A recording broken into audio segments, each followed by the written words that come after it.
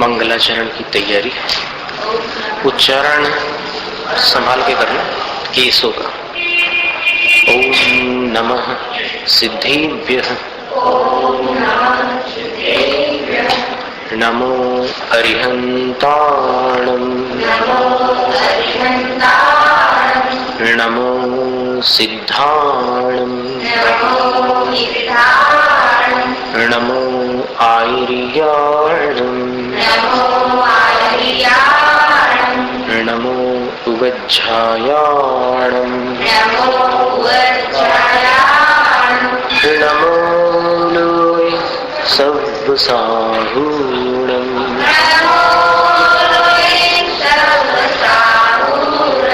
एषु पञ्चनमो यारो,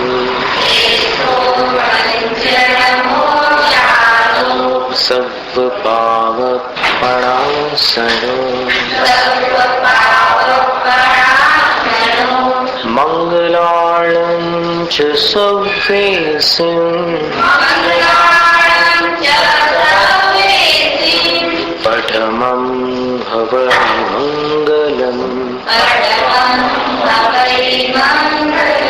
चत्तारि मङ्गलम्, अर्हन्त मङ्गलम्, सिद्ध मङ्गलम्, साहु मङ्गलम्, केवलिपण्णतो धम्मो मङ्गलम्, चत्तारि लुगुत्तमा, अर्हन्त लुगुत्तमा, सिद्ध लुगुत्तमा, साहु लुगुत्तमा, केवलिपण्णतो धम्मो लुगुत्तमा, चत्तारि शरणं पव्वजामि, अर्हन्त शरणं पव्वजामि, सिद्ध शरणं पव्वजामि, साहु शरणं पव्वजामि, केवलिपण्णतो धम्मो शरणं पव्वजामि।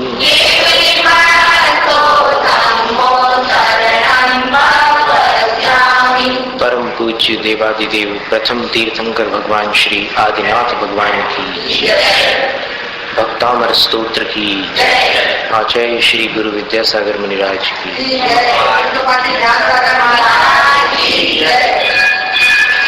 भक्तामर प्रणत मौलिमणि प्रभाणा,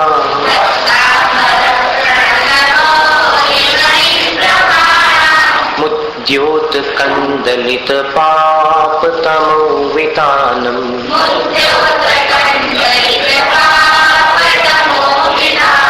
सम्यक् प्रणम्य जिनपाद युगं युगादा,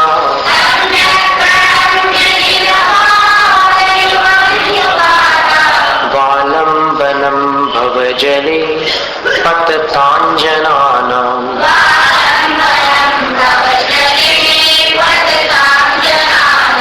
यः संस्तुतः सकलवाङ्मयतत्त्वबोधा,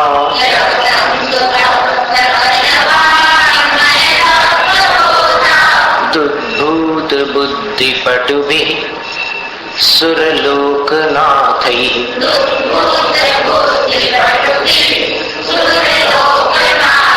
स्तोत्रैर्जगत्त्रयचित्तहरैरुदारैः,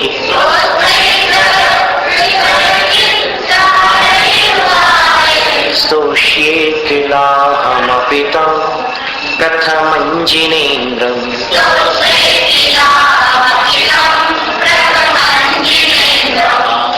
26वां ले लेते हैं। क्योंकि पाठ अगर पूरा अपन करते जाएंगे तो फिर कुछ जानकारियां कम होती जाएंगी, इसलिए समय बचाना भी आवश्यक है। वैसे तो पाठ पूरा ही करना उचित था, लेकिन अपन बीच बीच में करेंगे। तुभ्यं नमस्त्रिभुवनार्तिहराय नाथ,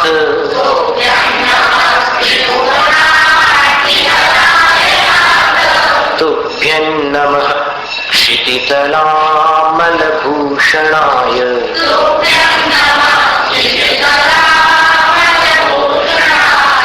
तुभ्यं नमस्त्रिजगतः परमेश्वराय,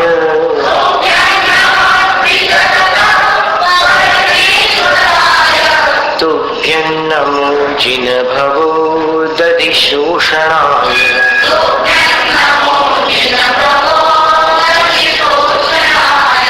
को विस्मयोऽत्र यदि नाम गुणैरशेषैः,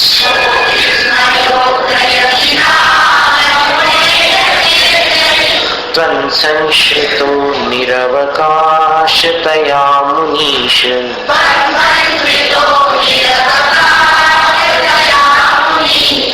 दोषैरुपात्त विविधाश्रयजात गर्वैः,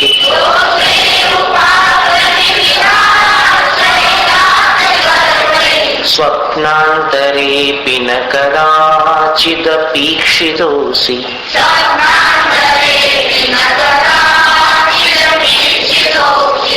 उच्चैरशोकितरुसंश्रितमुन्मयूख,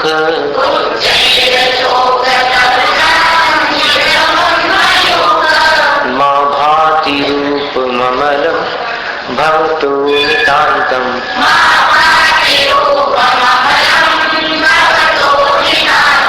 स्पष्टोल्लसत्किरणमस्ततमोवितानम्,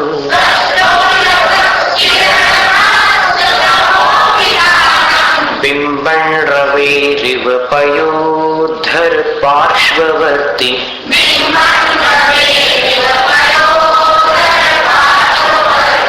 सिंहासने मणिमयूख शिखा विचित्रे,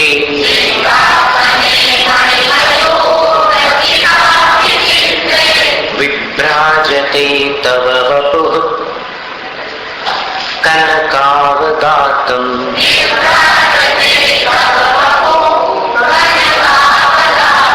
बिम्बं वियत् विलसदंशुलतावितानम्,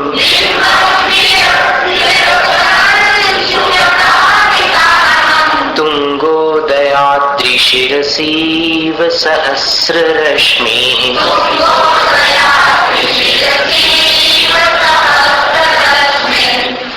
सहस्ररश्मिः, कुन्दावदात चलचामर चारुशोभम्,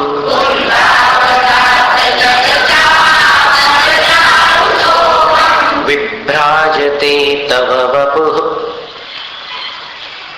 कलधौतकान्तम्,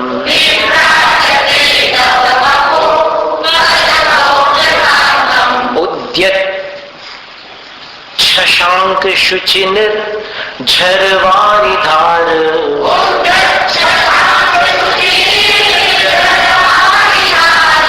मुच्चैस्तटन् सुरगिरेरिव शातकौम्भम्,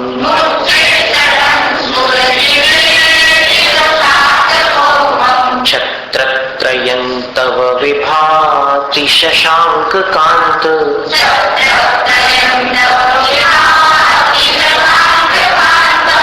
मुच्चैः स्थितं स्थगित भानुकर प्रतापम्,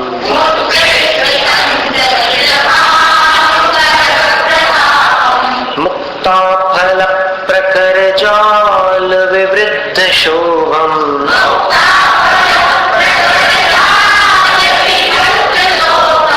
दोनों होठ मिलाकर मुक्ताफल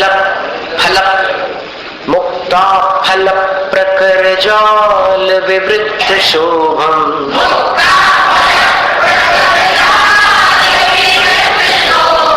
प्रख्यापयत् त्रिजगतः परमेश्वरत्वम्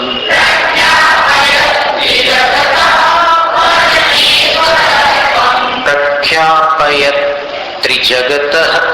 यहाँ रुक जाना। परमेश्वरत्वम्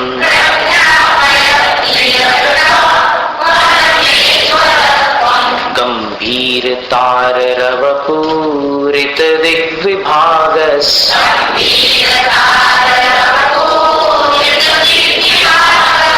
त्रैलोक्यलोक शुभ संगम भूति दक्षः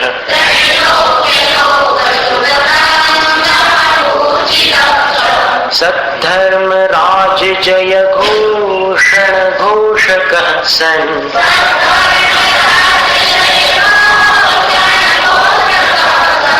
खेदुन्दुभिर्ध्वनति ते यशसः प्रवादी।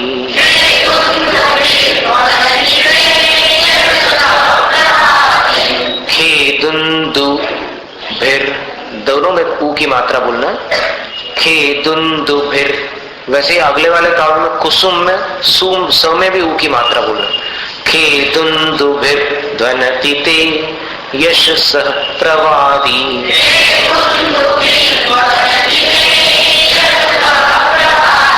मंदार सुंदर नमेरु सुपारिजात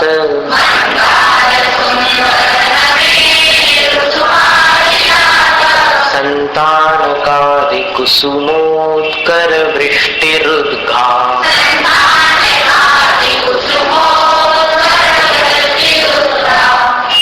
रुद्घा गंधोद बिंदु शुभ मंद मरुत प्रपाता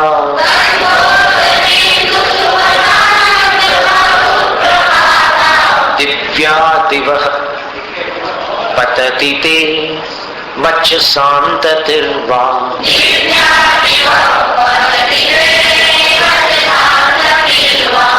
शुम्भ प्रभावलय भूरि विभाविभोस्ते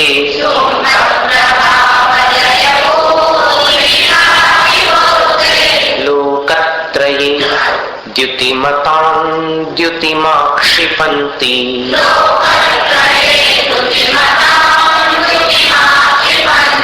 प्रौद्यद्दिवाकर निरन्तर भूरि संख्या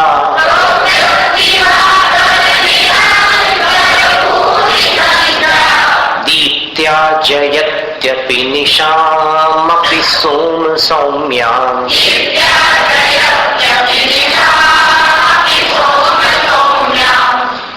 स्वर्गापवर्ग गम मार्ग विमार्गणेष्टः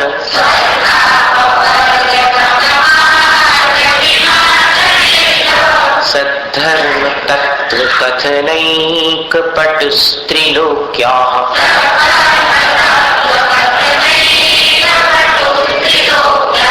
दिव्यध्वनिर्भवति ते विशदार्थ सर्व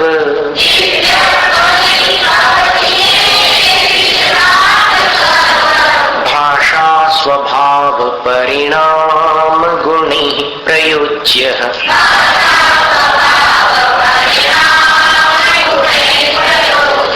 गुणैः विसर्ग का अच्छे से उच्चारण करना। भाषा स्वभाव परिणाम गुणैः प्रयोज्यः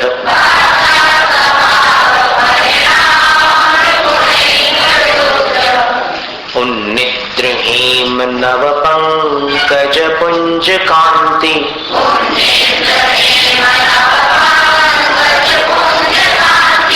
पर्युल्लसन नख मयूख शिखाभिरामौ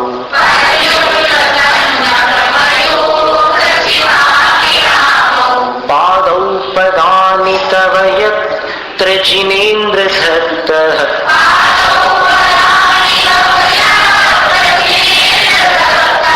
पद्मानि पद्मानि गाधा बोलना पद्मानि तत्र विबुधा परिकल्पयन्ति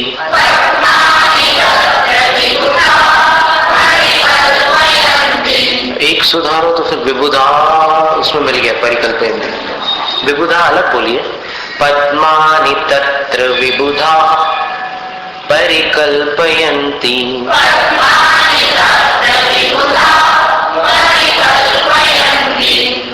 ये 35वां काव्य बड़ा अद्भुत है। इसमें कल शाम को एक और जानकारी प्राप्त हुई थी कि इसका जो अंक है 3 और 5 वो भी 8 में जा रहा है। 3 में 5 जोड़ दीजिए तो 8 की गिनती उसमें आ रही है। और फिर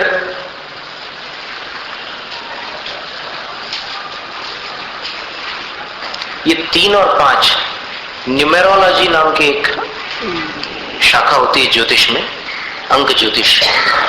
उसके अनुसार ये 3 और 5 जो 8 का अंक होता है वो शनि का अंक होता है। और शनि पाप ग्रह माना जाता है। शनि की दृष्टि बहुत खतरनाक मानी जाती है। तो शनि ग्रह से भी खतरनाक एक ग्रह है, उसका उपचार भगवान की दिव्य ध्वनि से होता है। समझ गए कौन सा ग्रह है? राहु, केतु, मंगल, सूर्य, ये सब पाप ग्रह होंगे, लेकिन सबसे खतरनाक ग्रह है परिग्रह। और इस 35वें काव्य में दिव्य ध्वनि का चित्रण है, तो उस दिव्य ध्वनि से परिग्रह जैसे खतरनाक ग्रह का भी उपचार हो जाता है। तब ये दिव्य ध्वनि जो होती है, इसके विषय में एक मान्यता तो ऐसी है कि आपकी ध्वनि ओंकार नाद रूप अनक्षरी होती है तथा सर्वांग से प्रस्फुटित होती है। ओम, ऐसे भगवान की जो दिव्य ध्वनि होती है वो मुख से न प्रकट होकर पूरे शरीर से निकलती है। और सुनते समय ओम ऐसी ध्वनि होती है, मेघ गर्जना के समान गंभीर ध्वनि होती है, लेकिन कानों में पहुंच करके उसका जो विषय है उसमें बहुत कुछ गर्भित होता है। दिव्य ध्वनि में वो अपनी अपनी भाषा में अपने अपने इष्ट का जो उपदेश है वो अपने को प्राप्त हो जाता है। और अगर शब्दात्मक ध्वनि हो और किसी एक विषय पर विवेचन हो तो फिर सबको अलग अलग ना सुनाई दे। लेकिन ओम ये एक ऐसी ध्वनि है कि इस ओंकार नाद में तीनों लोक, तीनों काल, 24 तीर्थंकर, पंच परमेष्ठी, पांचों ज्ञान और मोक्ष सब भरे हुए हैं। पांचों ज्ञान और मोक्ष कहां भरे हुए हैं? ओम में। तो आत्म प्रबोध नाम के ग्रंथ में कुमार कवि ने लिखा कि मति ज्ञान का पर्यायवाची शब्द मति, स्मृति, संज्ञा, चिंताभिनिबोध इत्यनर्थांतरम। अभिनिबोध यानी मति ज्ञान को ही अभिनिबोधिक ज्ञान कहते हैं। धवला ग्रंथ में हर जगह मति ज्ञान के स्थान पर अभिनिबोधिक ज्ञान लिखा है। तो उस मति ज्ञान का जो पर्यायवाची शब्द अभिनिबोधिक, उसका आ ले लीजिए।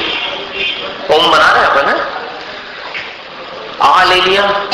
फिर श्रुतक ज्ञान का पर्यायवाची शब्द होता है आगम ज्ञान। आगम यानी जिनवाणी, जैन आगम।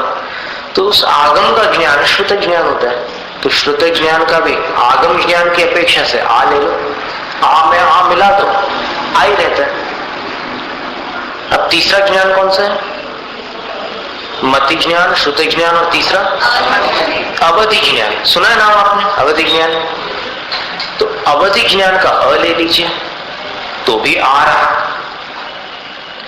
इसके बाद मनः परय ज्ञान होता है। चौथा ज्ञान कौन सा होता है? मनः परय। अब मनः परय मन का पर्यायवाची शब्द है अंतःकरण, या अंतः भी कहते हैं मन को। तुम्हारे अंतस में क्या है मेरी समझ में आने लगा है, बोलते हैं ना कभी कभी। अंतस, अंतस यानी मन। तो मन पर्याय को अंतः पर्याय भी कहते हैं। तो उसका अ ले लो अंतः का। और केवल ज्ञान, उत्कृष्ट ज्ञान। जब भी कभी ज्ञान की चर्चा हो और उत्कृष्ट ज्ञान की बात आए तो कौन सा ज्ञान होगा? केवल ज्ञान। तो उत्कृष्ट का ऊ ले लीजिए, क्या हुआ? आ उ। सबको मिलाने से क्या होगा? ओ। आ गया समझ में? आ में आ मिला दो तो आ रहता है, फिर अ मिला दो फिर आ रहता है, फिर अ मिला दो तो भी आ बनता है। अब इन चार का तो आ बना, और फिर पांचवा जो ज्ञान था वो कौन सा था? केवल ज्ञान। उसके लिए क्या बना था अपन ने? उत्कृष्ट ज्ञान। तो उत्कृष्ट का ऊ ले लिया, तो आ और ऊ ओ हो गया। उवर्णे वो एक सूत्र आता है कातंत्र व्याकरण में, अगर अ या आ के आगे माने अ और आ के सामने ऊ या ऊ आ जाए दीर्घ, तो फिर इनकी संधि करने पर ओ बन जाता है। समझ में आया कि नहीं आया? अ अथवा आ दोनों में से कोई भी हो इधर, और उधर सामने उसके पश्चात ऊ अथवा ऊ दीर्घ, इन दो में से कोई भी हो, तो इनका कॉम्बिनेशन करने पर, इनको मिलाने पर, संधि करने पर ओ बनता है। और मोक्ष का म ले लो।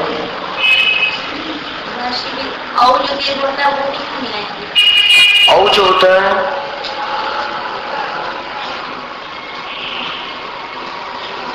अ अथवा आ में ओ मिलाने पर औ हो जाता है। वो तो दीर्घ, चारों दीर्घ है, ए ऐ ओ औ, ये चारों दीर्घ होते हैं। तो इसमें क्या होता है कि ये चार संध्यक्षर कहलाते हैं। दो स्वरों की संधि से इन चारों का निर्माण होता है। जैसे उदाहरण के लिए अ अथवा आ में ई अथवा ई मिला लो तो ए बनता है।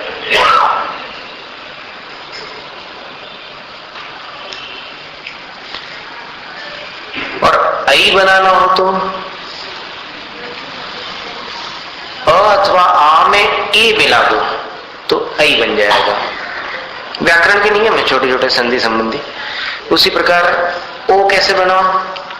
अ अथवा आ में उ अथवा ऊ मिलाकर ए बन गया। अब अ अथवा आ में ए मिला दो तो ऐ बन जाता है। सरल। तो ओम बन गया कि नहीं? पांच ज्ञान और मोक्ष से। मोक्ष का म लेना, मुंह मत लेना, सिर्फ म ले लेना, तो ओम बन गया। तो भगवान की ध्वनि ओंकार नाद स्वरूप होती है, ऐसी भी एक परंपरा है, ऐसी भी एक आचार्यों की मान्यता है। और उस ओंकार नाद में सब कुछ भरा होता है, इसलिए जितने श्रोता है उनको जो उनका हितकारी उपदेश है, जो उनके लिए इष्ट है, जैसे किसी को कर्म सिद्धांत के गहन रहस्य समझने हो तो फिर उसको वो मिलेंगे। लेकिन उसके बगल में अगर कोई 8 साल का बालक बैठा हो जिसको वो सारा विषय बहुत जटिल पड़ता हो, तो उस बालक को बालक के योग्य धर्म का उपदेश श्रवण करने मिलेगा। समझ में आ गया? इसमें तो कोई कठिनाई नहीं। ये दिव्य ध्वनि इसीलिए दिव्य है कि इसमें कुछ असामान्य बातें हैं जो सर्ववाणियों में नहीं हो सकती। तो इस तरह 35वें काव्य में बहुत सारी चीजें निकल आई हैं, लेकिन ये जो दिव्य ध्वनि है इसी को आगम कहते हैं। सबसे प्रथम जिनेंद्र भगवान ने अपनी दिव्य ध्वनि द्वारा आगम का उपदेश दिया। इसी को शास्त्र कहते हैं, इसी को जिनवाणी कहते हैं, और इसी को श्रुत कहते हैं।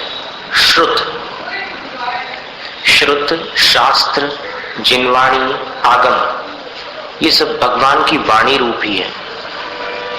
तो सबसे प्रथम वक्ता जिनवाणी के केवली भगवान है। और जिनवाणी के बहुत सारे वक्ता हैं ऐसा मत समझना। सर्वार्थ सिद्धि ग्रंथ में प्रथम अध्याय के अंतर्गत जहां पर वो सूत्र आता है श्रुतम मति पूर्वम द्वैनेक द्वादश भेदम, वहां पर आचार्य पूज्यपाद स्वामी ने लिखा है कि जिनवाणी के वक्ता मात्र 3 है, मात्र 3। जिनवाणी के वक्ता कौन? केवल 3। पहले वक्ता अभी बतलाया कौन? केवली भगवान। वो तीर्थंकर भी हो सकते हैं, इतरोवा अन्य केवली भी हो सकते हैं।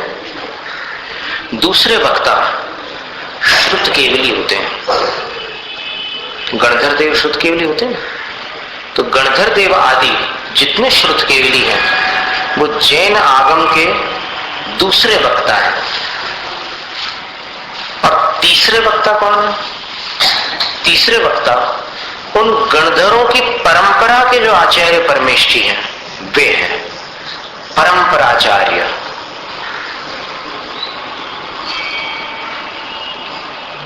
अब परंपराचार्य किसको माना जाए?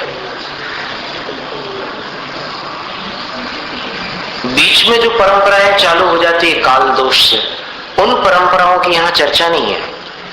यहां पर जो श्रुत परंपरा है, माने जो गणधर देव ने जो उपदेश दिया और वो आगे चल करके शास्त्र निबद्ध हुआ, उन शास्त्रों के अनुसार चलने वाली जो आचार्य परंपरा है, उन शास्त्रों की मान्यता को लेकर चलने वाली जो आचार्य परंपरा है, वो तीसरे वक्ता की श्रेणी में आएंगे। अगर शास्त्रों से हट करके कोई आचार्य अपना स्वयं का प्रतिपादन करने लग जाए और उसकी एक नवीन परंपरा चल पड़े, तो फिर वो परंपरा तीसरे वक्ताओं की श्रेणी में नहीं आ सकेगी।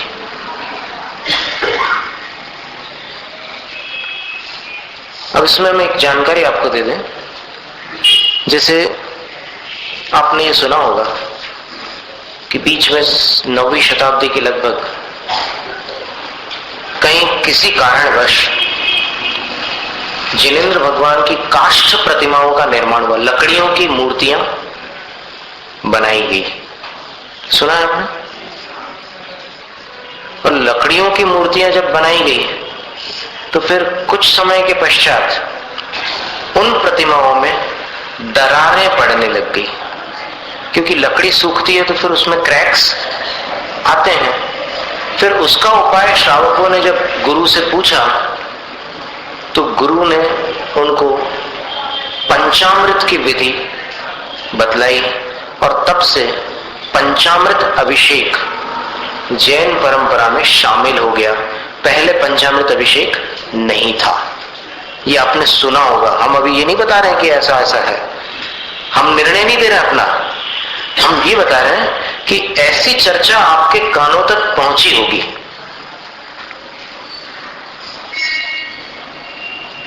एकदम आपके चेहरे बिल्कुल सस्पेंस में आ गया है। घबराना नहीं, बिल्कुल निर्णय जो भी होगा वो बिल्कुल आपको संतुष्ट करने वाला निर्णय होगा। वास्तव में वो जो घटना घटी थी वो आचार्य गुणभद्र स्वामी के शिष्य कुमार सेन मुनि के समय घटी थी। गुणभद्र स्वामी के एक लोकसेन मुनि शिष्य थे, जिनके निमित्त से पंडित टोडरमल जी ने अपने आत्मानुशासन के अनुवाद में लिखा है कि लोकसेन मुनि थोड़े विचलित हो रहे थे मोक्ष मार्ग से, यानी उनका वैराग्य कुछ डगमगा रहा था। तो आचार्य गुणभद्र स्वामी ने उनके लिए आत्मानुशासन ग्रंथ की रचना की। और आचार्य गुणभद्र स्वामी के एक दूसरे शिष्य थे कुमार सेन मुनि।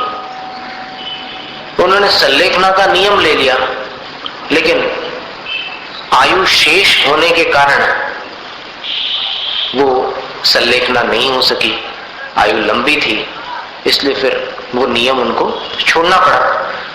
और नियम छोड़ने के कारण प्रायश्चित लिया। तो आचार्य महाराज ने गुणभद्र स्वामी ने प्रायश्चित दिया कि जिस स्थान पर जैन मान्यता नहीं है वहां जैन धर्म की प्रभाव न करो। अब इतना कठोर प्रायश्चित सामान्य शिष्य को नहीं दिया जाता, जिसकी क्षमता है उसी को दिया जाता है। कुमार सेन मुनि चले गए प्रभाव न करने, और प्रभाव न करने जिन स्थानों पर गए वहां पर उन्होंने फिर समय की स्थिति को देखकर जो उपदेश दिया उस उपदेश के अनुसार वहां की जनता ने जैन धर्म को स्वीकार करके, क्योंकि जैन धर्म किसी जाति का धर्म तो था नहीं, जैन धर्म किसका है? जो अपना ले उसका। तो वहां जिन लोगों ने जैन धर्म को अपनाया, उन्होंने अपने शुद्ध आचार विचार के साथ मंदिरों की स्थापना की, प्रतिष्ठा की, और उन मंदिरों में काष्ठ प्रतिमाओं को भी स्थापित किया, क्योंकि पाषाण प्रतिमाओं का निर्माण करने में बहुत समय लगता है, और काष्ठ प्रतिमा जो है अपेक्षाकृत अल्प काल में तैयार हो जाती है, फिर उसकी स्थापना हो सकती है। तो फिर काष्ठ प्रतिमाओं की स्थापना की। ऐसी कथा अभी एक दंत कथा के रूप में चली आ रही है, किंवदंती के रूप में चली आ रही है। और उस समय जब काठ की प्रतिमाएं चटकने लगी, उसमें क्रैक्स आ गए, तब फिर कुमारसेन मुनि ने ही इसका उपदेश दिया पंचामृत का। और पंचामृत में जो चिकने पदार्थ होते हैं, चिकने यानी जो स्निग्ध पदार्थ होते हैं, उन पदार्थों के कारण लकड़ियां जो है वो चटकती नहीं है, व्यवस्थित रहती है। और तब से ये परंपरा चल पड़ी पंचामृत की, 9वीं शताब्दी से। और ध्यान से सुन रहे हैं आप लोग, थोड़ी सावधानी से सुनिएगा।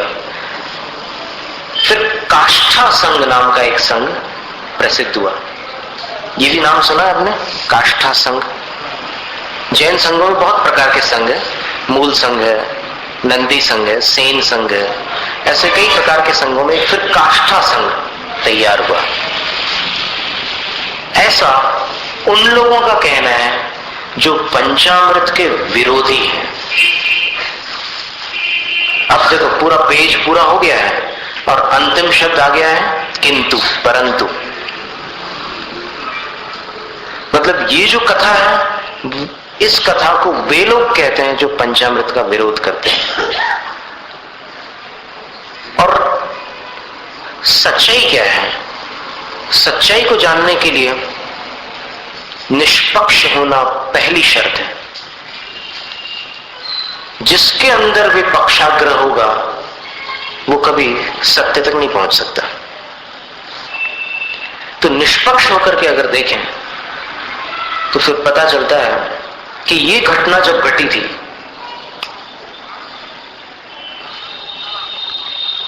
काष्ठा संघ वाली जो बात आती है ना, ये वाली घटना जब घटी थी, इसके पहले पद्म पुराण नाम का एक ग्रंथ लिखा जा चुका था, वरांग चरित्र नाम का एक ग्रंथ लिखा जा चुका था, और जैनाभिषेक नाम का एक अभिषेक पाठ भी लिखा जा चुका था। तो एक सामान्य बुद्धि से विचार करने की बात है कि पंचामृत की शुरुआत 9वीं शताब्दी में हुई, तो फिर 9वीं शताब्दी के पूर्ववर्ती ग्रंथों में उसका वर्णन कहां से आ गया? आपको समझ में आ रही बात? हम क्या कहना चाह रहे हैं कि जैसे पद्म पुराण में पंचामृत का वर्णन आता है, वरांग चरित्र में पंचामृत का वर्णन आता है, और जैनाभिषेक नाम का जो पाठ है उसमें पंचामृत का वर्णन आता है। अब ये जो 3 बड़े बड़े प्रसिद्ध और प्रामाणिक मौलिक ग्रंथ हैं, इनमें पंचामृत का वर्णन 9वीं शताब्दी के पहले कहां से आ गया? जब पंचामृत की शुरुआत 9वीं शताब्दी में हुई, तो जिसकी शुरुआत बाद में हो रही है उसका वर्णन पहले कैसे आ सकता है? अकबर के जमाने में सचिन तेंदुलकर का नाम आ सकता है कहीं?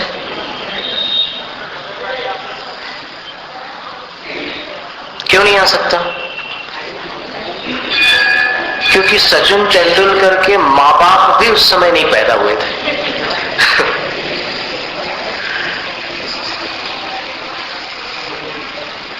तो बात स्पष्ट होगी कि भविष्य की जो घटना है वो आज कहां से बताओगे आप? कहने का तात्पर्य यह था कि, और दूसरी बात, जो काष्ठा संघ है, काष्ठा शब्द संस्कृत भाषा में अलग अर्थ को सूचित करने वाला शब्द होता है और काष्ठ शब्द अलग होता है। अगर काष्ठ की प्रतिमा से काष्ठा संग बना है ऐसा कोई कहता है तो उसको भाषा का ज्ञान नहीं है, ये निश्चित है। क्योंकि काष्ठ का अर्थ होता है लकड़ी और काष्ठा का अर्थ होता है दिशा। काष्ठा का अर्थ किसी भी डिक्शनरी में लकड़ी नहीं होता। इसलिए अगर कोई ये मानता हो कि लकड़ी की प्रतिमाओं के कारण वो संघ काष्ठा संघ कहलाता है तो ये बिल्कुल मिथ्या मान्यता है।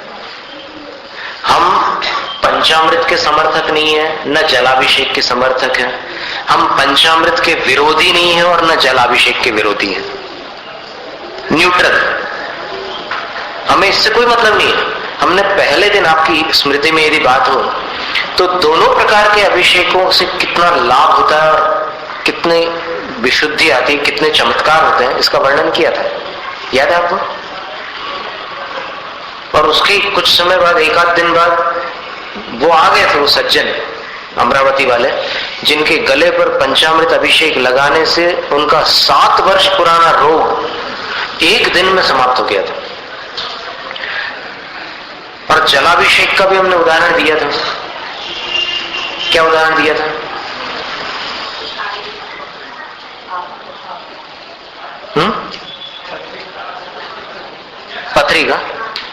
पत्री का एक उदाहरण था और फिर ऐसे और भी उदाहरण है। दोनों प्रकार के अभिषेकों से भरपूर लाभ होता है भक्तों को, बशर्ते वो भक्त एक दूसरे के दुश्मन न बने।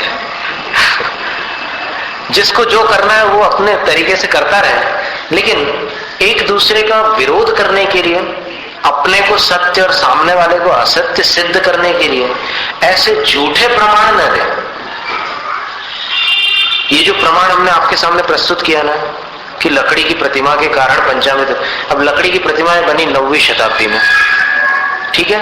ये इतिहास अगर आप खोलकर देखोगे तो इसका प्रमाण आपको आसानी से मिल जाएगा। अब 9वीं शताब्दी में लकड़ी की प्रतिमा बनी तो फिर 9वीं शताब्दी के पहले का जो ग्रंथ है पद्म पुराण, उसमें कहां से पंचामृत आ गया? जब लकड़ी की प्रतिमा के कारण पंचामृत अभिषेक चला है, ऐसा अगर आप कहोगे, तो फिर लकड़ी की प्रतिमा जब नहीं थी तब पंचामृत कहां से आ गया? उन ग्रंथों में कैसे आ गया पंचामृत? इसलिए इन विवादों में न पढ़ करके, जहां भी जो भी भगवान की विधि चल रही है अभिषेक पूजा की, वहां जो भक्ति है उस पर अपना ध्यान देना चाहिए। और भक्ति से आपको भी आनंद आएगा, और अगर आप विधि में कौन सी गलत है कौन सी सही है इसकी छांट काट करते रहोगे तो फिर आपको मंदिर जाने का जो सही लाभ मिलना चाहिए वो नहीं मिलेगा। या तो आप एक काम करिए, उस मंदिर में जाइए ही मत जहां आपको कषाय होती है। और अगर आप किसी मंदिर में जाते हैं तो आपके कारण किसी और को कषाय ना हो जाए, इसका ध्यान रखिए। बाकी कोई ऐसी खास बात नहीं है। इन बातों में जैन धर्म का सार नहीं छुपा, ये और सुन लो आप। जैन धर्म का सार तो इससे भी कहीं बहुत आगे है। अगर इन छोटी छोटी बातों को लेकर अपन अटके रहें विवादों में, तो फिर आगे जो मर्म है जैन धर्म का उसको कब प्राप्त करेंगे? क्या मालूम कब अंतिम सांस बाहर चली जाए और फ्यूज उड़ जाए। फ्यूज उड़ जाता है ना, देखा है कभी आपने? तो अपने घर की लाइट चली जाती है, आजू बाजू चालू रहती है, फिर जब नया फ्यूज लगाते हैं तो फिर लाइट चालू होती है। कोई भरोसा नहीं है जीवन का।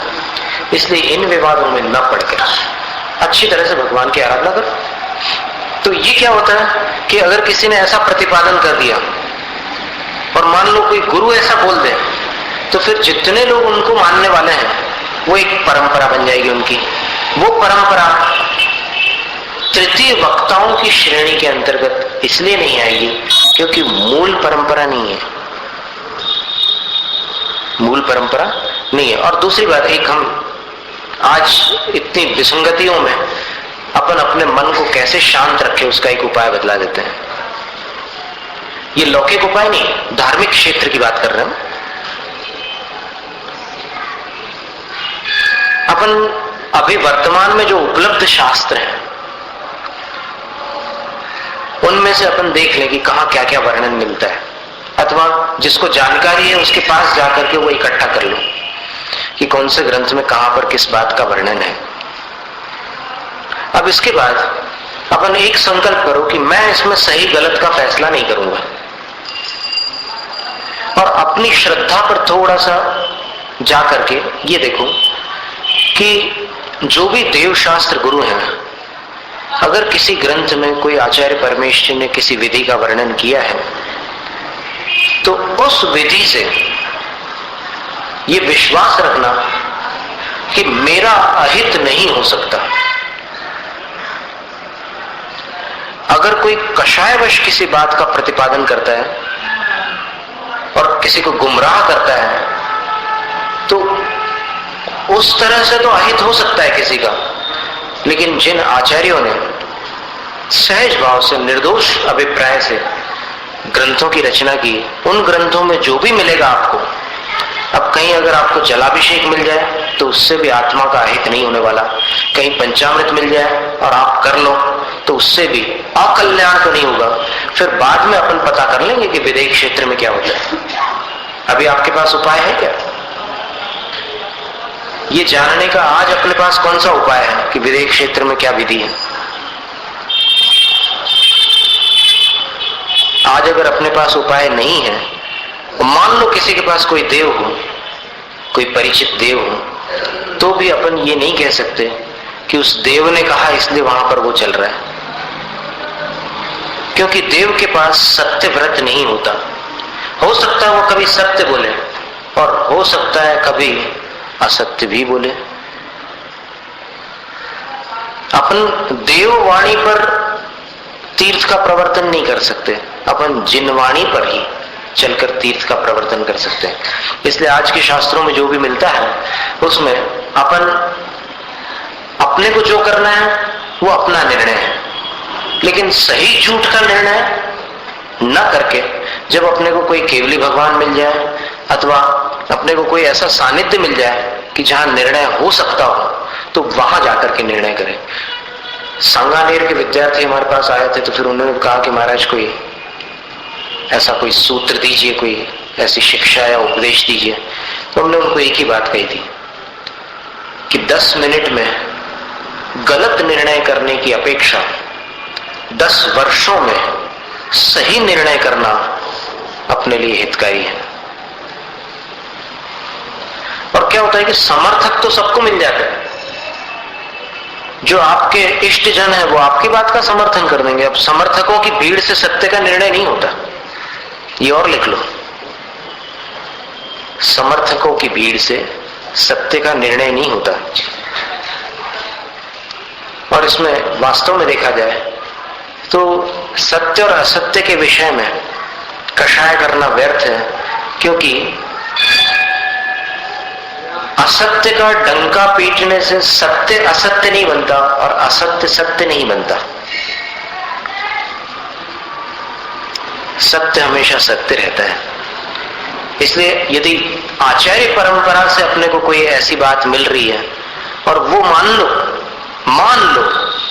वो प्रक्रिया विदेह क्षेत्र में न भी हो तो भी अपन उसको गुरुवाणी मानकर यदि स्वीकार करते हैं तो फिर उससे अपना अकल्याण नहीं हो सकता। ये बात गोमटसार जीव कांड में लिखी है कि जो सम्यक दृष्टि जीव है, यदि उसका सम्यक दर्शन क्षयोपशमिक है तो गुरु की बताई हुई किसी असत्य बात को भी यदि वो सत्य स्वीकार कर ले तो उसका सम्यक दर्शन नष्ट नहीं होगा। लेकिन यदि प्रामाणिक जानकारी मिल जाए कि सत्य क्या है और फिर भी वो गुरु की बात को न छोड़े तो फिर वो उसी समय मिथ्या दृष्टि बन जाता है। सम्मा इट्ठी जीवो ओवेठम पवयणम तो सद्य हदि असभावम अजान मानो गुरु नियोगा सुत्ता दोतम सम्मम दर्शी जंतम जदान सद्य सोचेव हवई मिच्छा इट्ठी जीवो तदोपौदी।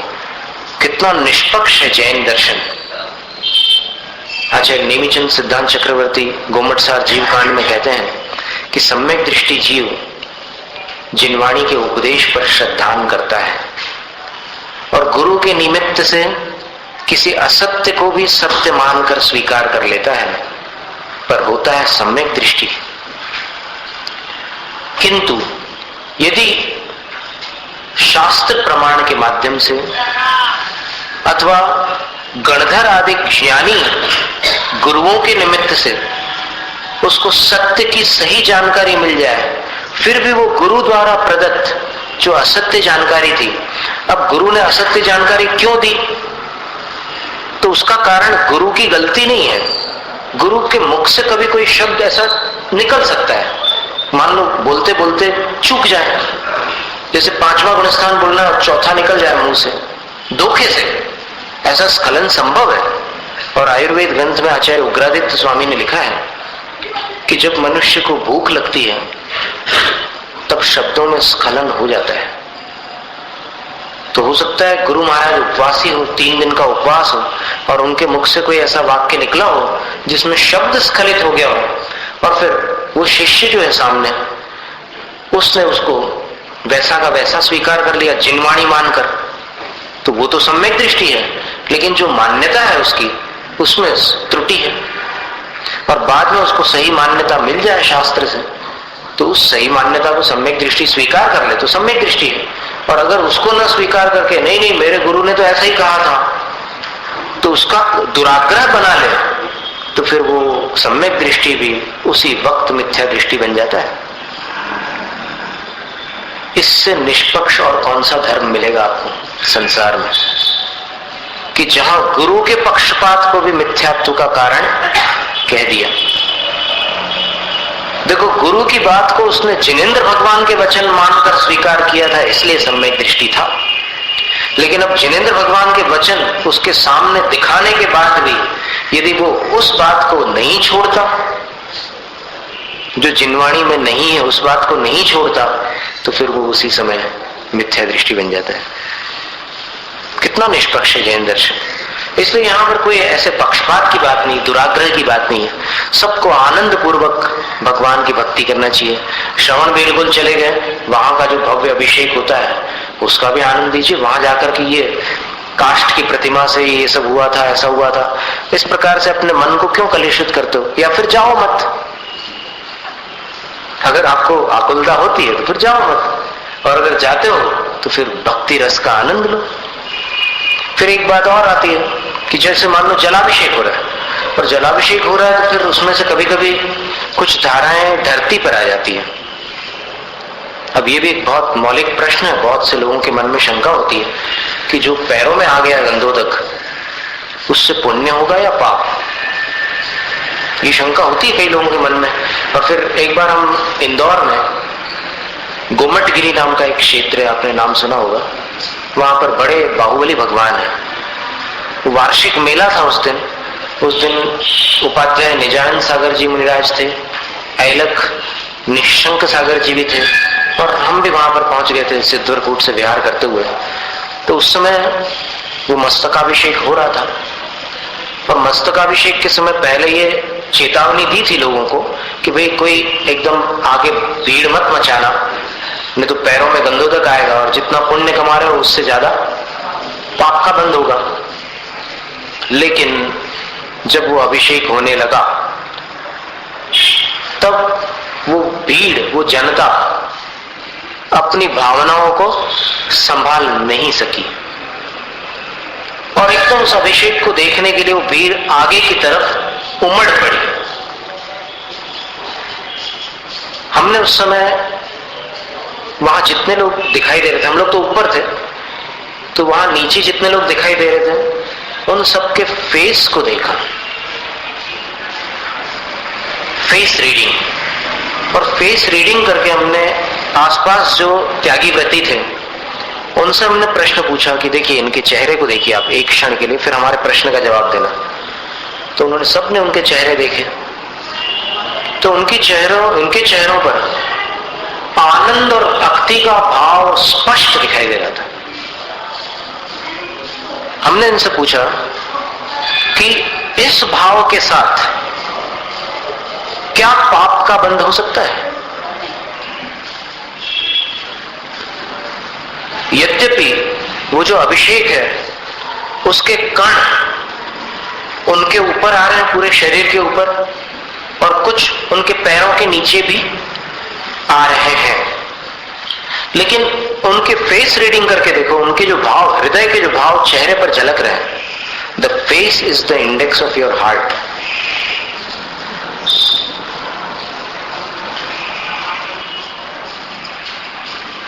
चेहरा दिल का दर्पण है. तो उसको देख करके क्या इन जीवों को पाप का बंध हो रहा है, ऐसा कह सकते हो?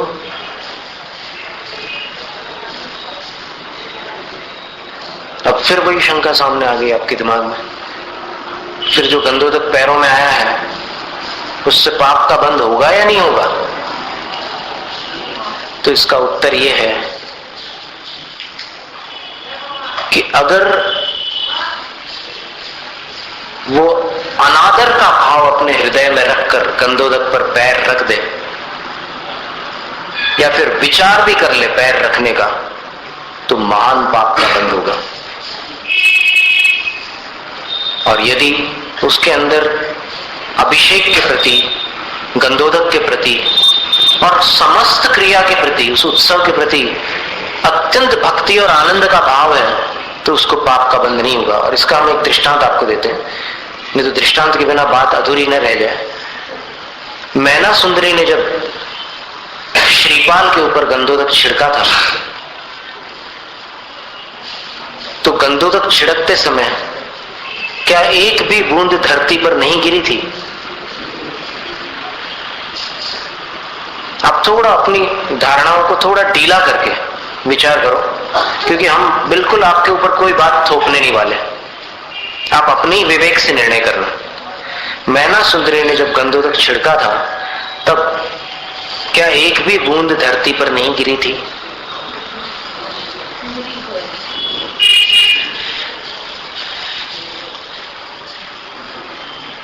आप एक बार गर्मी के मौसम में ऐसा प्रयास करके देखना कि ऐसे हाथ में पानी ले लेना और सामने किसी को पटा करके बैठा देना कि भाई मैं तुम्हारे ऊपर पानी डालूंगा, अब मुझे सिर्फ इतना ही देखना है कि इसको छिड़कने पर नीचे बूंदें गिरती हैं या नहीं गिरती. तो इसमें कोई शंका नहीं है कि बूंदें नीचे भी गिरती है, लेकिन नीचे बूंद गिरती है तो उसको गिराने का पाप मैना सुंदरी को लगा क्या?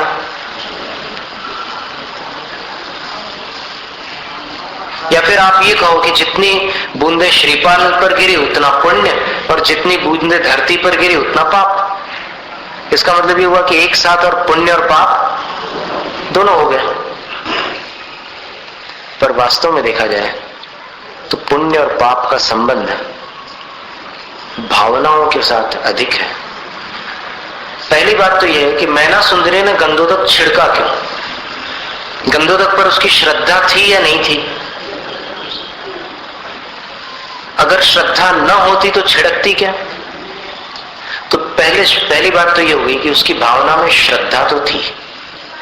और दूसरी बात, छिड़कते समय कुछ बूंदे जो नीचे गिर गई, तो उसने गिराने के लिए छिड़का था?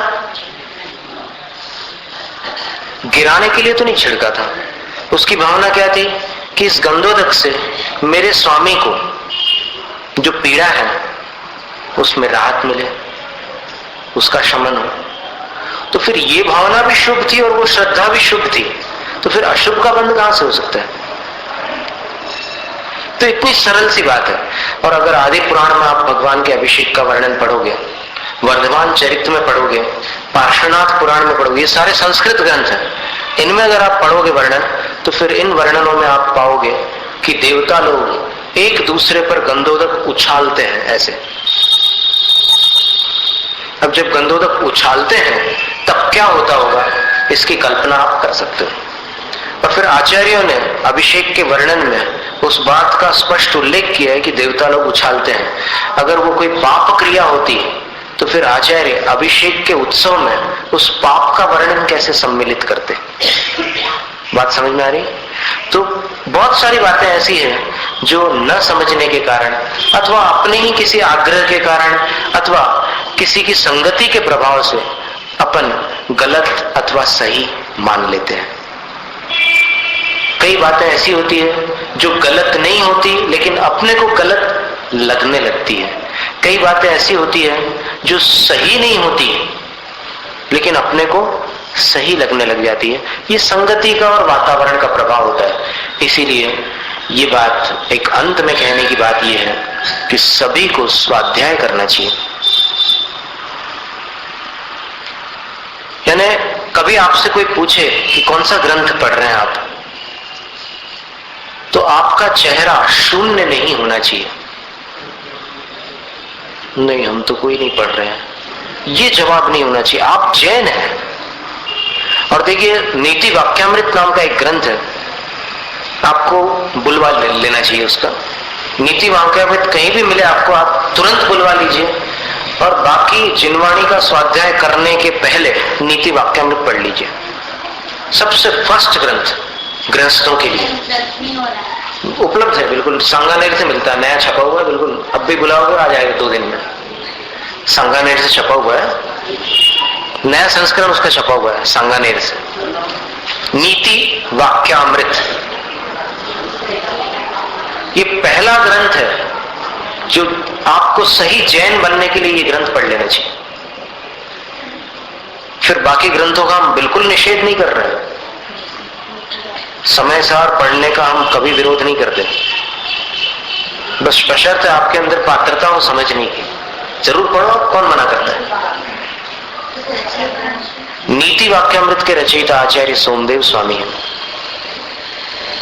आचार्य सोमदेव सूरी, नीति वाक्यामृत ग्रंथ के रचयिता।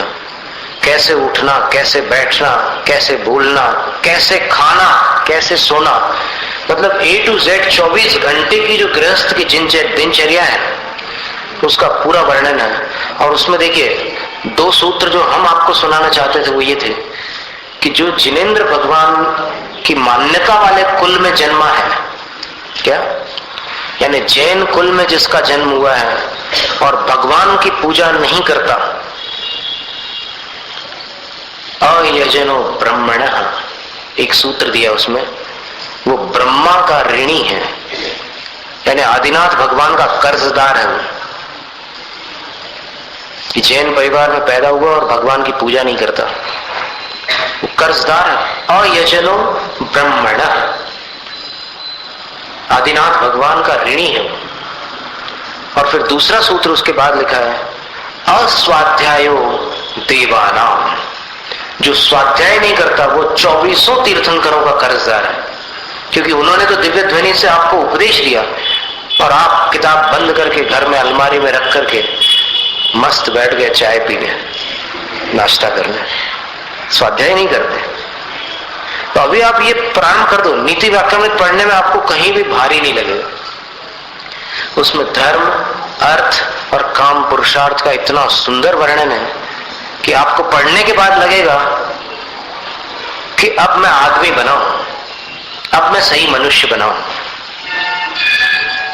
आपको अपने आप समझ में आ जाएगा। अभी आप जो हैं और पढ़ने के बाद आप जो होंगे, खुद आप तुलना करके समझ जाएंगे कि क्या स्थिति है। इतना सुंदर ग्रंथ है नीति वाक्यामृत। क्या ग्रंथ मूल संस्कृत में, लेकिन उसका सुंदर अनुवाद पंडित सुंदरलाल जी ने किया है। पर चलो, पंडित सुंदरलाल जी का एक मजेदार किस्सा हम सुना देते हैं आपको। बनारस में वर्णी जी ने, उसकी चिंता मत करो आप, टीचर को उसकी चिंता करना चाहिए। बनारस में वर्णी जी ने 1 रुपये में 7वां महाविद्यालय की स्थापना करवाई। उनके पास केवल 1 रुपया था और वो ब्राह्मण पंडित जी के पास जाकर उनके चरणों में 1 रुपया रख करके बोलते हैं कि मुझे पढ़ाइए, ये दक्षिणा है, गुरु दक्षिणा। तब वो ब्राह्मण विद्वान क्या कहता है कि कौन से ब्राह्मण हो तुम? बोले तो फिर वो बोलता है कि मैं बालक, वो जो नवयुवक था, गणेश प्रसाद उनका नाम था, उस समय वर्णी जी नहीं थे, तो गणेश प्रसाद, उनने उत्तर दिया कि मैं ब्राह्मण नहीं, मैं वैश्य हूं। और मैं वैष्णव संप्रदाय का हूं और मेरी श्रद्धा जैन धर्म के प्रति हो गई है, तो आप मुझे पढ़ाइए, मैं पढ़ने आया हूं, न्याय पढ़ना चाहता हूं बोले। तो फिर वो जो विद्वान थे उन्होंने उसे 1 रुपए के सिक्के को ऐसे उठा करके ऐसे गेट के बाहर फेंक दिया और बोले कि बाहर निकल जा नास्तिक कहीं के, मेरे पास आए पढ़ने के लिए। नास्तिक बोला उसको। नास्तिक का मतलब जो भगवान को नहीं मानता। माने जब तक तू वैष्णव था तब तक तो मानता था भगवान को, अब जैन धर्म पर तेरी श्रद्धा हुई। जैन धर्म तो नास्तिकों का धर्म है। ये लोग मानते ही नहीं कि भगवान ने सृष्टि की रचना की, भगवान अपना पालन करते हैं, ये सब कुछ नहीं मानते जैनी लोग। निकल जाए यहां से बाहर। वर्णी जी बाहर जाकर के उस सिक्के को उठाते हैं और जहां ठहरे हुए थे वहां आकर के आंसू बहाते हैं और इतना रोते हैं कि मतलब रोते रोते उनको नींद आ जाती है, सो जाते हैं। उनके अंदर ये पीड़ा थी कि पार्श्वनाथ भगवान की नगरी में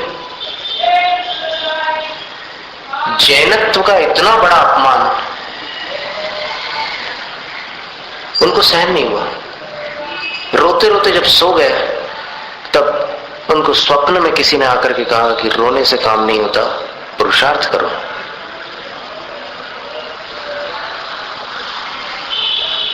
और कभी भी पुरुषार्थ के सब द्वार बंद नहीं होते, कोई ना कोई द्वार खुला रहता ही है। इसलिए यदि कभी किसी कमरे में आप बंद हो जाओ, मान लो कोई दरवाजा लगा दे बाहर से, तो उस दरवाजे के पास बैठ करके रोना मत। कोई दूसरा दरवाजा भी हो सकता है जो खुल जाए, कोई खिड़की भी हो सकती है जिसमें सरिया ना हो। कोई ना कोई रास्ता ढूंढना चाहिए। एक जगह अगर निराशा हाथ लगती है तो फिर हिम्मत हारना नहीं चाहिए। तो वर्णी जी ने उसे 1 रुपये से 64 पोस्ट कार्ड खरीदे और बड़े बड़े जैन श्रेष्ठियों को आमंत्रण दिया। वो सब आए और फिर सबने मिलकर के योजना बना ली कि यहाँ पर एक साधवाद विद्यालय बनाया जाए। और फिर वो विद्यालय खड़ा हो गया और उसके प्रथम विद्यार्थी खुद वर्णी जी बन गए। ये भी एक ताज्जुब की बात। और उस विद्यालय में एक सुंदर लाल नाम का विद्यार्थी था, जो दूसरे विद्यार्थियों को, उस समय क्या लाइट थे नहीं, बल्ब जलते नहीं थे, तो तेल दिया जाता था विद्यार्थियों को, तो उसकी रोशनी में दिया जलाकर रात में पढ़ते थे सब विद्यार्थी। और वो सुंदरलाल जो था वो तेल चुरा लेता था सब जगह से, बाकी विद्यार्थियों का तेल वो चुरा लेता था।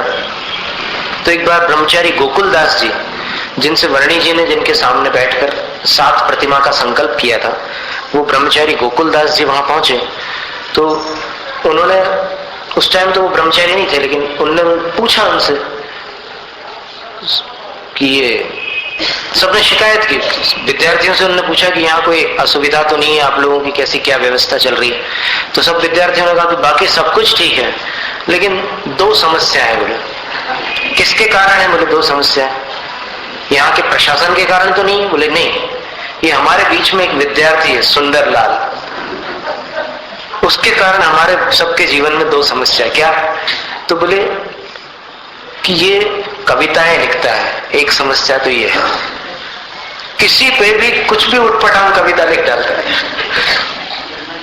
और दूसरी बात ये है कि ये तेल चुराता है।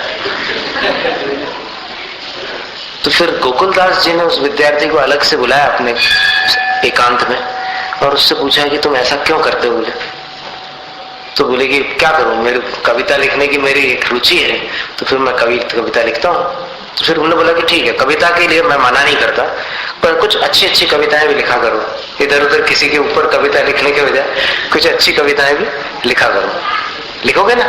तो बोले कि हाँ लिखूंगा। फिर बोले कि दूसरी बात, तेल क्यों चुराते हो?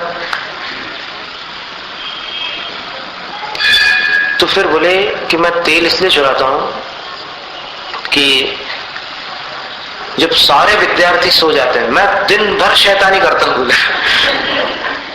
और जब सब लोग सो जाते हैं तब मैं अपनी बत्ती जला करके पढ़ाई करता हूं बोले। तो फिर गोकुलदास जी को लगा कि ये विद्यार्थी तो लगनशील है, माने ये तेल चुरा कर उसका दुरुपयोग नहीं करता। तो फिर बोले कि ठीक है, अब हर महीने जो तेल का खर्चा है वो मैं दूंगा बोले, लेकिन तुम चोरी मत करना। दूसरों की पढ़ाई नहीं होती बोले, तुम चुरा लेते हो तो वो नंबर उनके कम हो जाते हैं। तो उनने फिर यही काम किया कि तेल इन्होंने दिया, पढ़ाई उनने की, और पढ़ाई करके इतने बड़े विद्वान बन गए कि यशस तिलक चंपू नाम का जो ग्रंथ है वो इतना कठिन ग्रंथ है, नीति वाक्यामृत के रचयिता के द्वारा रचित, कि उसको बड़े बड़े विद्वान लोग भी नहीं लगा पाते उसका अर्थ। अब हमें तो सौभाग्य से पंडित पन्नालाल साहित्याचार्य जी के मुख से उपासक अध्ययन का जो अंतिम उसके 3 अध्याय है उसका अर्थ सुनने मिल गया था, तो वो हमारे लिए तो आने लग गया। लेकिन सबको नहीं आता, वो इतना कठिन ग्रंथ था। लेकिन पंडित सुंदरलाल जी इतने बड़े विद्वान बन गए उसके बाद बड़े होकर के कि उनने उसका भी अनुवाद किया और नीति वाक्यामृत का भी अनुवाद किया। वो अनुवाद आपको मिल सकता है सांगानेर से। इसलिए आज हमने ये चर्चा पहले उठा ली कि भाई कुछ तो आपके जीवन में भी शुरुआत हो। देखो, आप पूजा करते हो, आप लोग जाप करते हो, आप लोग बहुत सारे अच्छे अच्छे काम करते हो, शायद अष्टमी चतुर्दशी को रात्रि भोजन नहीं करते हो, ये भी एक अच्छा काम करते हो, शायद ऐसे बहुत सारे काम करते होंगे आप। लेकिन साथ में अगर ये काम और कर लो स्वाध्याय का, तो नीति वाक्यामृत से आप जैन धर्म के बारे में कुछ अच्छी अच्छी जानकारियां सीख जाएंगे। व्यापार कैसे करना, ये चीजें आपको दूसरे ग्रंथों में नहीं मिलने वाली। कैसे अपनी आजीविका चलाना और किस प्रकार ईमानदारी से संपन्न बन जाना, सारी बातें उसमें एक एक चीज मिलेगी। और अभी सुविधि सागर मुजाज ने एक बात कही थी ना वहां पर शाहपुर में, कि जो कम खाता है वो अधिक खाता है। ये भी नीति वाक्यामृत का सूत्र है। क्यों अधिक खाता है? क्योंकि कम खाने वाला बीमार नहीं पड़ता और लंबी उम्र तक जीता है। जिसकी लंबी उम्र होती है वो उतने दिनों तक खाता है।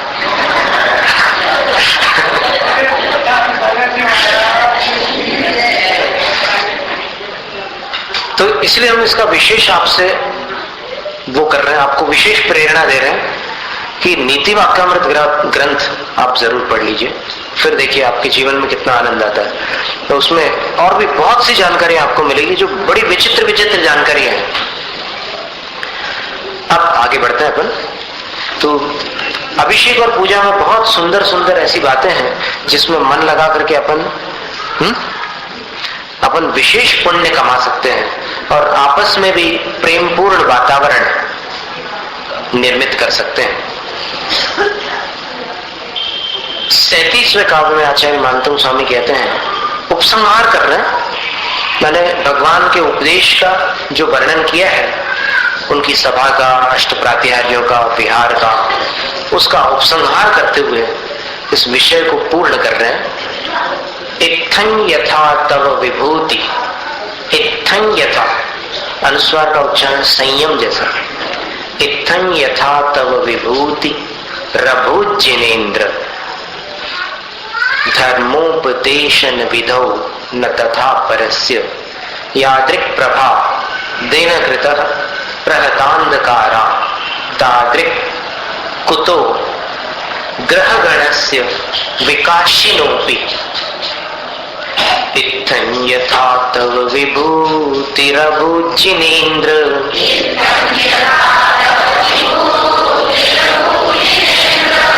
रिभूत ने रभूत, इत्थं यथा तव विभूति रभुजिनेन्द्र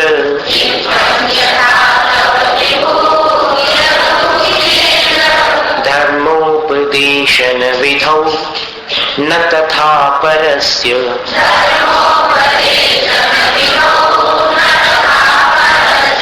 यादृक् प्रभा दिनकृतः प्रहतांधकारा।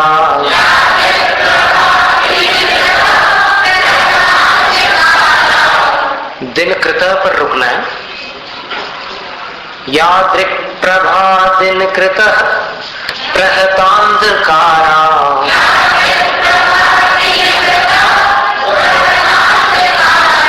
तादृक् कुतो ग्रहगणस्य विकाशिनोऽपि।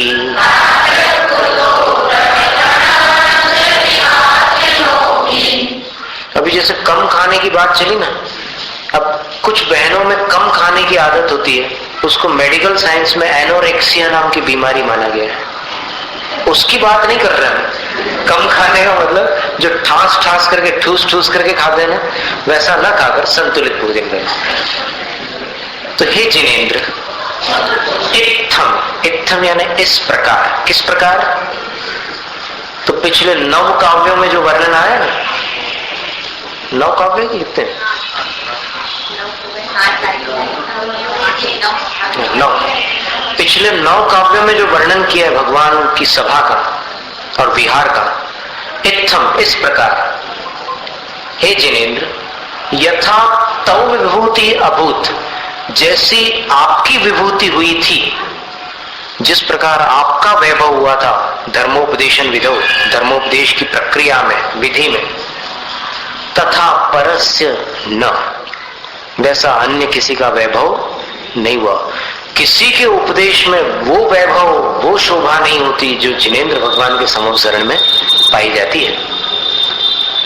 फिर दृष्टांत दिया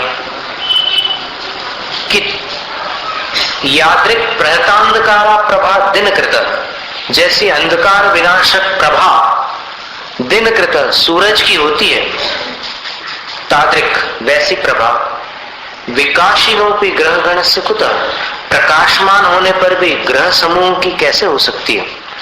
यानी ग्रहों का समूह, गुरु ग्रह है, शुक्र ग्रह है, बुध ग्रह है, ये कितने भी चमकदार क्यों ना हो, लेकिन चमकदार होने पर भी इन ग्रहों के समूह के पास तादिक प्रभा कुतः, सूरज जैसी रोशनी कैसे हो सकती है? नहीं हो सकती।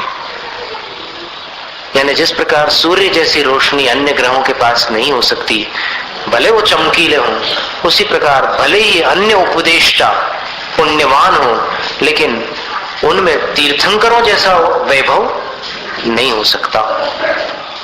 धर्म देशना में तब वैभव इस प्रकार जो हुआ अपार, अन्य किसी के वैभव ने त्यों नहीं कहीं पाया विस्तार। होती जैसी प्रखर प्रभा प्रभु रवि की करती तम का नाश, जगमग जगमग करने पर भी कहाँ ग्रहों में वही प्रकाश। जय जय आदिश्वर स्वामी,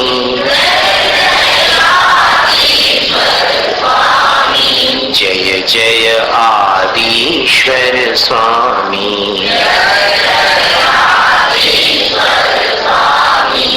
अब आचार्य मानतुम स्वामी इसके आगे स्तुति को एक मोड़ दे रहे हैं। मैंने यहां तक भगवान के उपदेश आदि का वैभव बतला दिया, इसके आगे भगवान की भक्ति का प्रभाव आचार्य मानतुम स्वामी बतलाते हैं कि भक्ति के प्रभाव से बड़े बड़े संकट कैसे दूर हो जाते हैं, कैसे नष्ट हो जाते हैं, उसका चित्रण है। अब 38वें काव्य में हाथी का उपद्रव, जैसे कभी कभी क्या होता है कि हाथी बिगड़ जाते हैं, बिचट जाते हैं, क्रुद्ध हो जाते हैं, मदमत्त हो जाते हैं, तो हाथी यदि उपद्रव मचाने लग जाए तो ऐसी स्थिति में जिनेंद्र भगवान का भक्त क्या करे। तो यहां पर आचार्य कहते हैं श्योतन, श्योतन, श के स्थान पर मुख को स्थित कर लीजिए और श्योतन ऐसा उच्चारण करना। श्योतन मदाविल विलोल कपोल मूल, कौन सा अलंकार है? अनुप्रास। किसका अनुप्रास? कौन से अक्षर का? ल का। श्योतन मदाविल विलोल कपोल मूल, ल ल ल ल। श्योतन मदाविल विलोल कपोल मूल, मत्त भ्रमत, स्वराघात, मत्त भ्रमत भ्रमरनाद विवृद्ध कोपम, ऐरावताब मिभ मुद्धत मापतंतम दृष्ट्वा भयं भवतिनो भवदाश्रितानां च्युतन्मदाविल विलोल कपोल मूल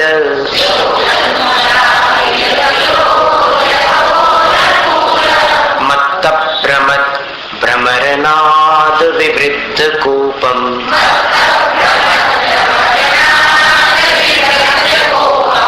विवृद्ध कोपम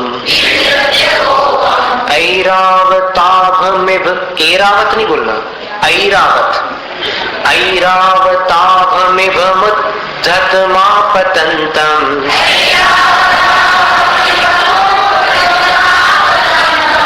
दृष्ट्वा भयं भवति नो भवदाश्रितानां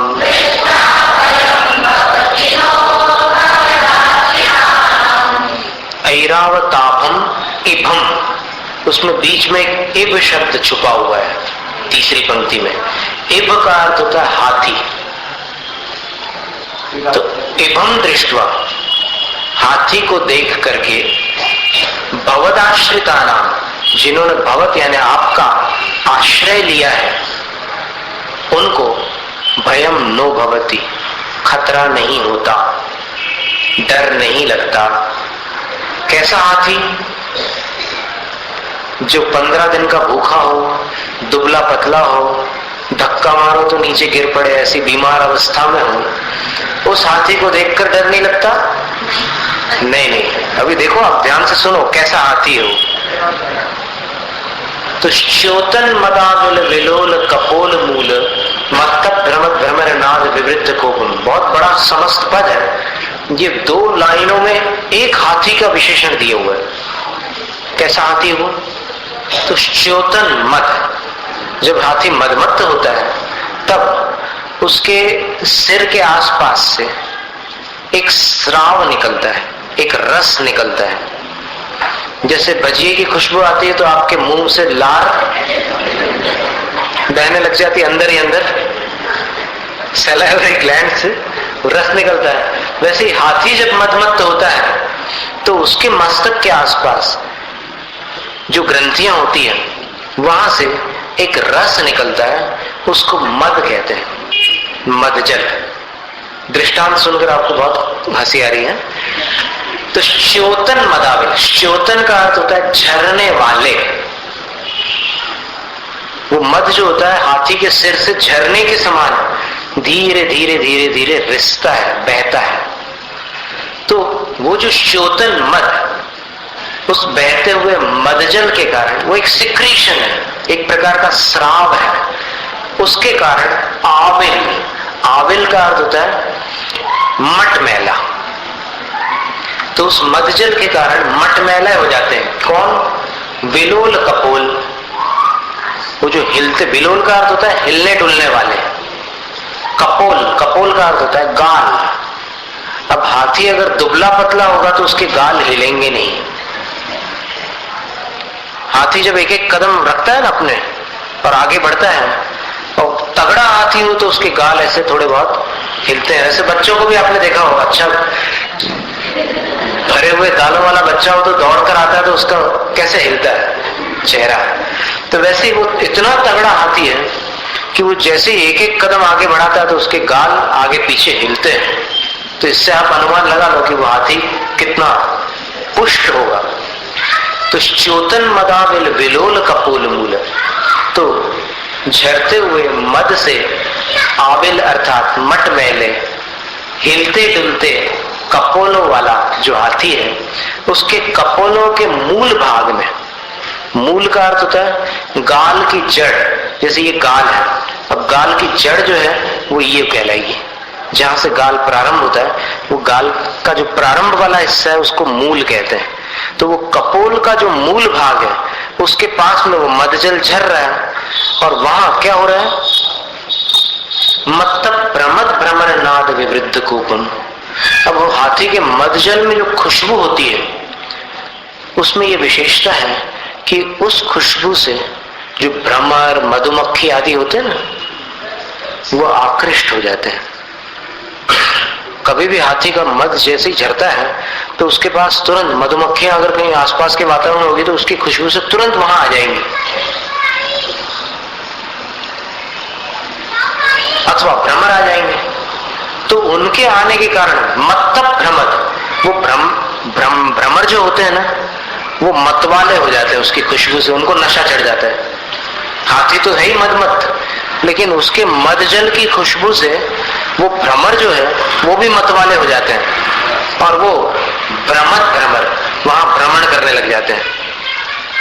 वो हाथी के गाल के आसपास, अब गाल के पीछे ही हाथी का कान होता है, तो वहीं आकर के वो भ्रमर जो है ऐसे वो अपनी गुंजार ध्वनि के साथ मत्तप भ्रमर मंडराने लग जाते हैं वो, और उन भ्रमरों की नाद यानी ध्वनि, जिसको गुंजार ध्वनि कहते हैं, तो उन भ्रमरों की गुंजार के कारण विवृद्ध कोपम, उस हाथी का गुस्सा, कोप, विवृद्ध विशेष वृद्धि को प्राप्त हो जाता है।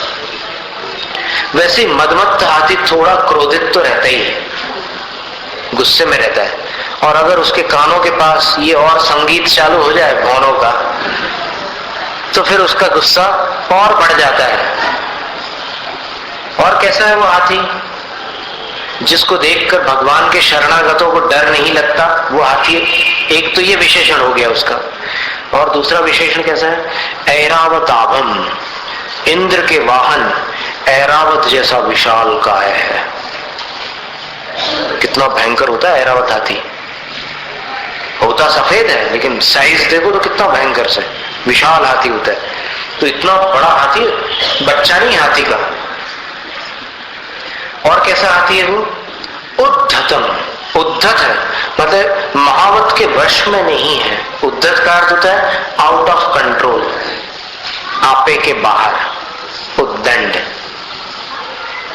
तो वो किसी के कंट्रोल में नहीं है, ऐसा हाथी। नहीं तो अगर महावत के कंट्रोल में है तो फिर अच्छे अच्छे भक्त जो वैसे बहुत भयभीत रहने वाले हैं वो भी हाथी के पास जाकर के खड़े हो जाते हैं, और हाथी अगर सूंड ऐसे कर दे तो पीछे खिसक जाए।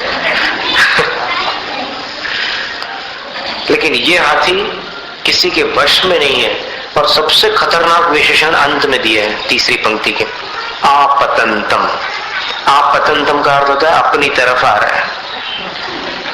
अगर उस तरफ जा रहा हो गुस्से में तो फिर अपन चैन की सांस ले लेते, लेकिन ये हाथी कैसा है, अपनी तरफ चला रहा है।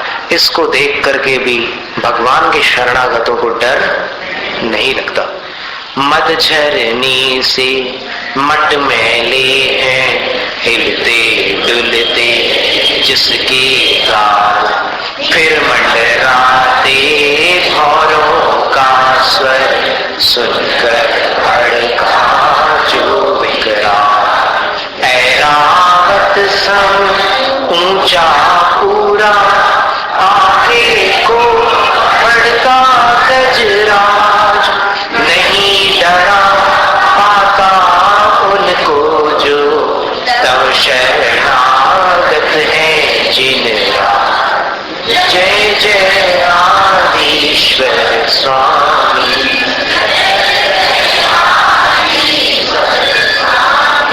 जय जय आदिश्वर स्वामी।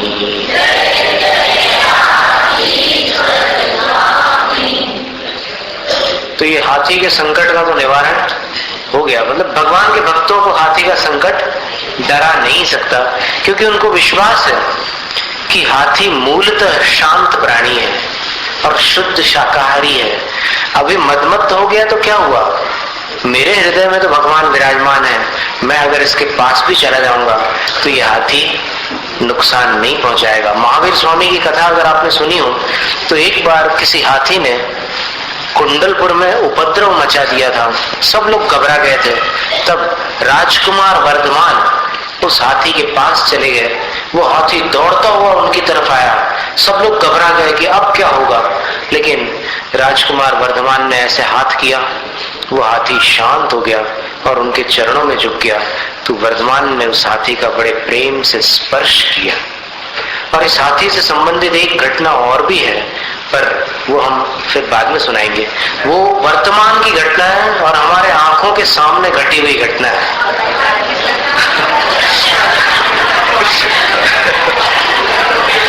अब घर जाने की जल्दी नहीं है।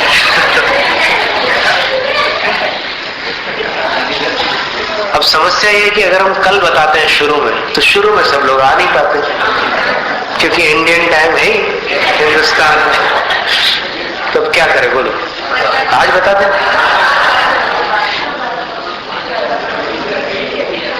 9 फरवरी सन 1988 को आचार्य श्री का संघ देवगढ़ में था। देवगढ़ नाम सुना आपने? ललितपुर से 32 किलोमीटर आगे एक बहुत सुंदर तीर्थ क्षेत्र है, और उसका स्मरण करते ही अंदर एक आनंद की लहर आ जाती है। वो मेन रोड से 2 किलोमीटर अंदर जंगल में है। उसके पास एक नदी प्रवाहित होती है, बेतवा नदी, और वहां के जंगल में अनेक प्रकार के जंगली प्राणी रहते हैं। चीता रहते हैं वहां, काले मुंह वाले बंदर, लाल मुंह वाले बंदर, हिरण आदि सब प्रकार के प्राणी रहते हैं। आचार्य श्री का संघ वहां विराजमान था, और उन्होंने संघ में से 5 पिच्छियों को विहार का आदेश दे दिया। 5 बल्कि 6 पिच्छियां थी, और साथ में ब्रह्मचारी जी भी थे। तो इतने लोगों को उन्होंने विहार का आदेश दिया कि जाओ सागर के पास शाहपुर में जो गजरत महोत्सव हो रहा है उसमें सम्मिलित हो जाओ। और फिर जो मुनिजन थे उनको सूर्य मंत्र देने के लिए उन्होंने वहां भेजा था। तो योग सागर मुनि थे, क्षमा सागर मुनि थे, और स्वभाव सागर मुनि भी थे, और फिर 2 एलक थे, और फिर एक शिल्लक हम थे साथ में, और फिर ब्रह्मचारी जी थे। सब चले गए वहां पर।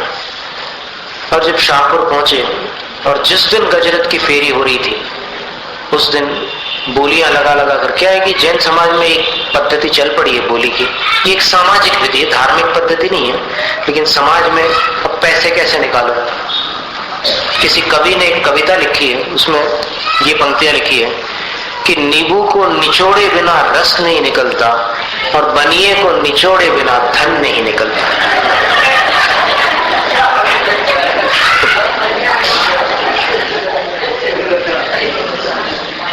अगर शास्त्रोक्त विधि का जैन लोग पालन करें कि साल में जो कमाई होती है उसका 6ठा भाग धर्म में लगा दे, तो बोलियों की कोई आवश्यकता नहीं। अपने आप सब क्षेत्रों की व्यवस्था हो जाएगी, क्योंकि पैसों की कमी नहीं है जैन समाज में।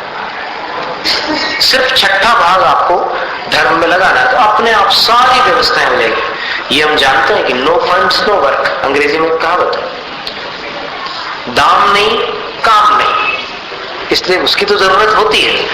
तो हुआ ये कि वहां पर बोलियां लगाई, हाथी पर बैठने की बोली।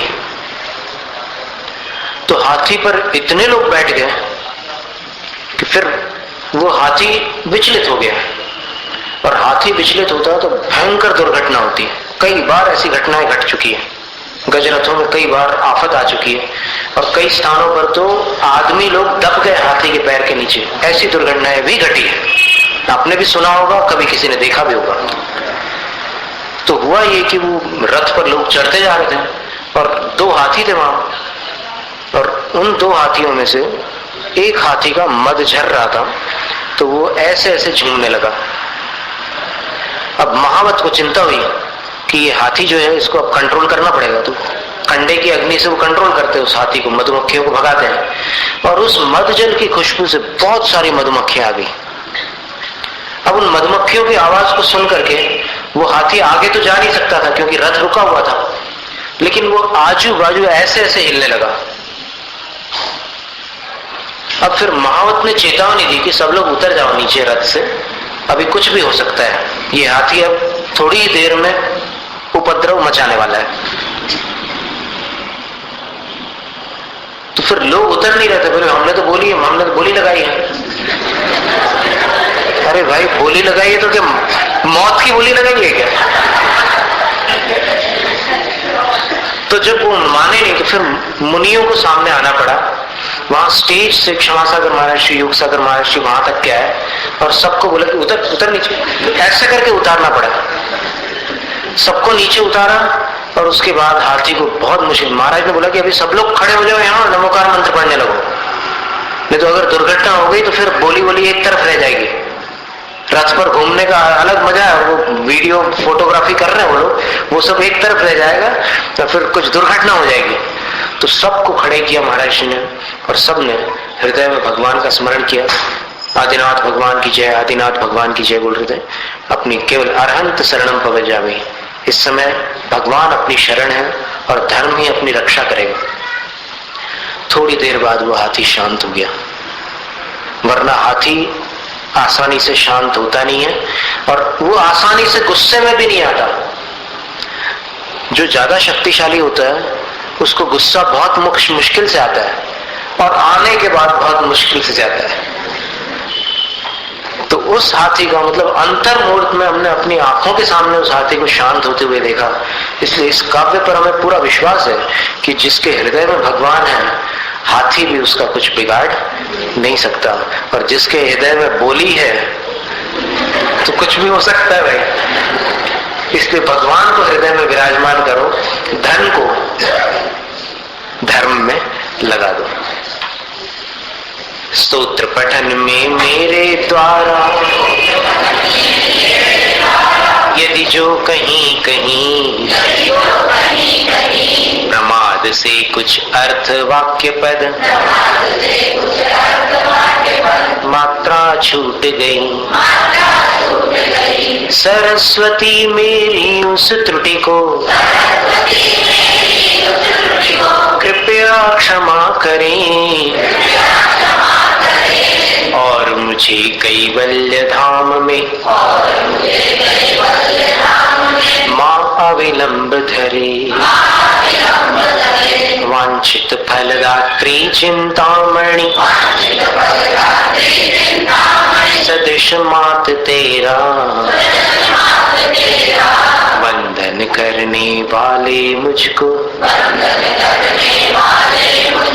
मिले पता मेरा। बोधि समाधि विशुद्ध भावना आत्म सिद्धि मुझको मिले और मैं पा जाऊं मां मोक्ष महासुख को।